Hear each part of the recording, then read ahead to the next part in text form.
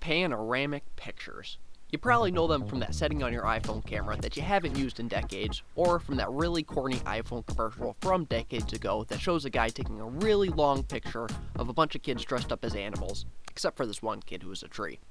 Panoramic photography, aka wide format photography, is a technique that uses specialized equipment or software to capture a wide field of view in a photo, or in simple terms, you take lots of pictures in a line, throw them at your computer, press a few buttons, beep boop bing bong, you have a long picture.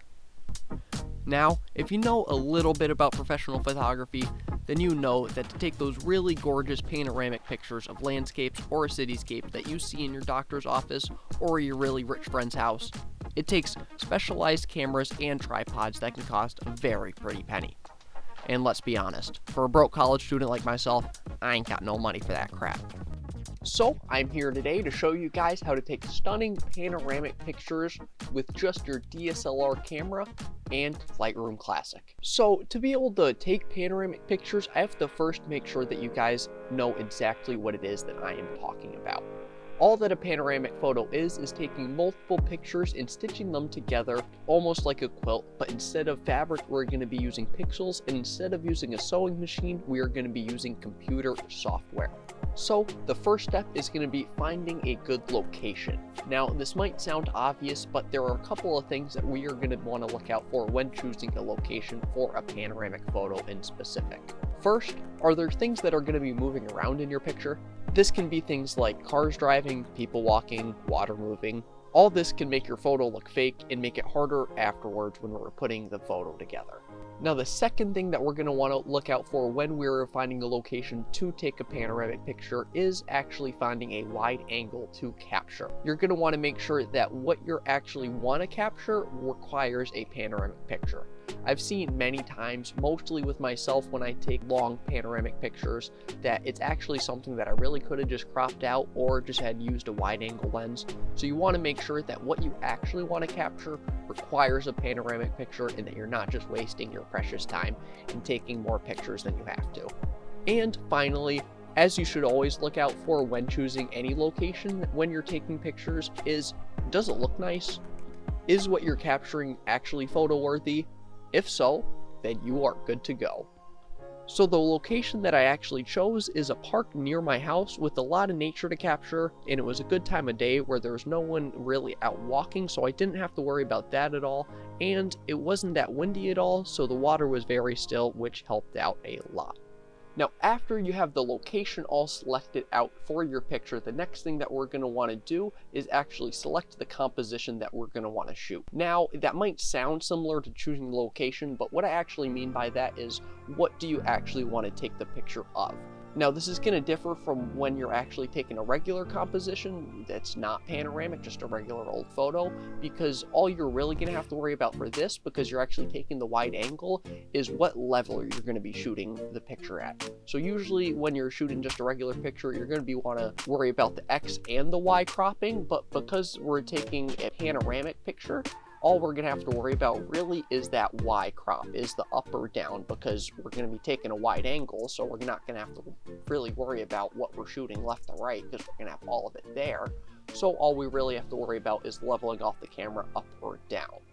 So the next thing that we're going to want to do after we select the composition is actually selecting the focus point on the camera. So obviously you're going to be taking multiple pictures and you just want to keep that one focus point throughout the picture. So if you keep changing your focal point throughout the different pictures, the picture is going to look fake, because when you're stitching them together, some of the parts of the picture are going to be in focus and others aren't. So when you line up the picture, it's not going to line up very well if you have different focal points. So what you're going to want to do is just select the one thing you're going to want to focus on, and select that and focus it in with your camera using autofocus or manual focus, whatever you want. But after you have that focal point all dialed in, you're going to want to set your camera back to manual mode so that your camera doesn't automatically change the focal point on you, and you're going to want to not touch it at all when you're taking the pictures so that you don't change it at all. Now, the next step after selecting our focal point is going to be the fun part. It's going to be actually taking the photos. So the strategy that we're going to want to try and follow as we're taking these photos is going either left to right or right to left, that doesn't matter. All we're going to want to worry about is making sure that our pictures overlap as you're taking them, making sure that you leave at least a little bit of overlap room as you take them, and make sure that you're not changing your y-axis. Make sure that you're not changing your up or down crop at all. It doesn't matter going left or right as long as you're overlapping. You can take as many pictures as you want. You can do the full 360 degrees. That's actually what I did out here on this photo shoot. Or you can just take 2 or 3, you can take 4, you can take 5. You can take as many as you want, as many as it takes to get the composition that you want. It is all up to you. Once you've taken all of those photos, you can go ahead, pack up your stuff. You have gotten your photo, and you can go on and head to the computer. Alrighty guys, so I am now in Photoshop. As you can see, I have one of my pictures here, and I do have my second picture right here sitting on top. So what we're going to do is we're going to take this top layer, or the top photo, and I'm going to turn the opacity down on that one so that I can see through it. And then I'm going to take this picture and I'm going to move it over until it lines up just so perfectly with the other picture. Boom, there you go. And then I'm going to turn the opacity back up.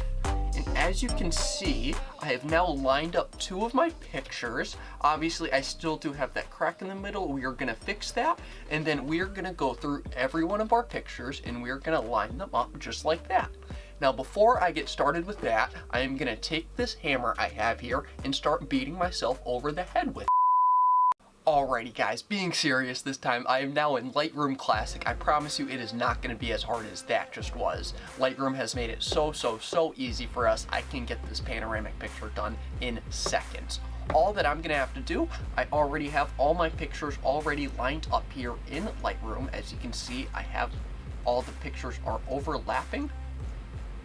All that I'm going to have to do is select all of my pictures just with the shift click. Now I have all of them selected down here.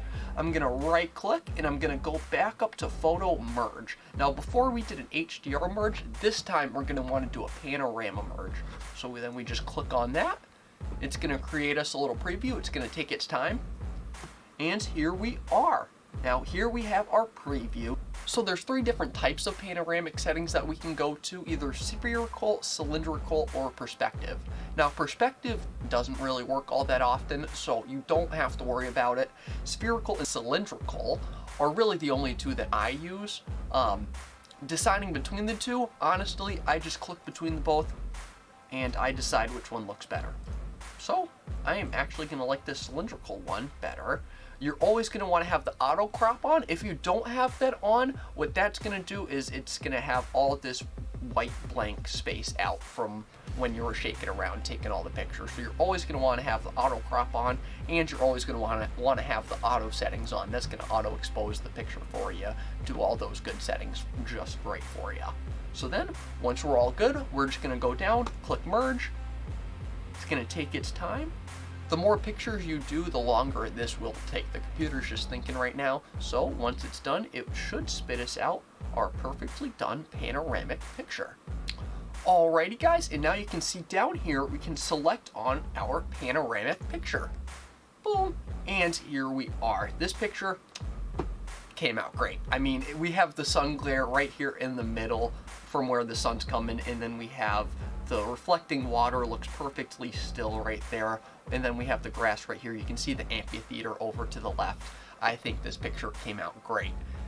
Now, that's just gonna about wrap up our video today. I hope you guys enjoyed. I hope you guys learned how to take panoramic pictures. I hope I broke it down real easy for you. I know it can be real tough at first, but once you get going with it, it is really easy, and it's honestly really fun to do. So, I hope you guys enjoyed. It's gonna be your most favorite person in the whole world, Derek.